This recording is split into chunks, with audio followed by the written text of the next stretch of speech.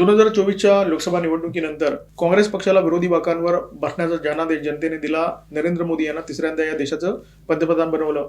परंतु निवडणुका झाल्यानंतर मोदी यांचं सरकार केंद्रामध्ये विराजमान झाल्यानंतर राहुल गांधी सातत्याने बोलतायत की नरेंद्र मोदी यांच्या पाठीशी जनादेश नाहीये, नरेंद्र मोदी यांच्या पाठीशी जनतेचं समर्थन नाहीये. ते वोट चोरी करून ईव्हीएम हॅक करून सत्तेवर आलेले आहेत. त्यांनी बिहार, महाराष्ट्र, कर्नाटक या सगळ्या निवडणुकांच्या आधी ईव्हीएमचा जो मुद्दा आहे तो जोरजोरात उपस्थित केला.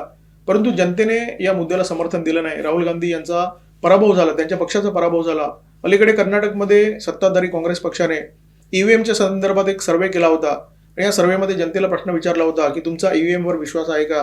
तर ज्या राज्यामध्ये काँग्रेसची सत्ता आहे त्या राज्यातल्या 83% जनतेने ईव्हीएमच्या बाजूने कल दिला आणि त्यांनी म्हटलं की ईव्हीएम मध्ये मतदान करणं आम्हाला काही गैर वाटत नाहीये, ईव्हीएम ही योग्य सिस्टीम आहे. म्हणजे कर्नाटकच्या जनतेने, ज्या जनतेने काँग्रेस पक्षाला कर्नाटकच्या सत्तेवर बसवलेलं आहे, त्या जनतेने राहुल गांधी यांना सणसणीत थप्पड दिलेली आहे. राहुल गांधी यांचा जो फंडा आहे तो साफ चुकीचा आहे हे स्पष्टपणे सांगितलेलं आहे.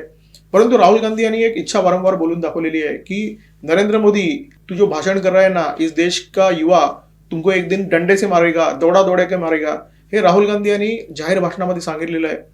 हे फक्त राजकीय विधान नाहीये, ही राहुल गांधी यांची इच्छा आहे. या देशातला युवा दांडे घेऊन नरेंद्र मोदी यांच्या मागे लागलेला आहे आणि तो त्यांना मारण्यासाठी उतावीळ झालेला आहे.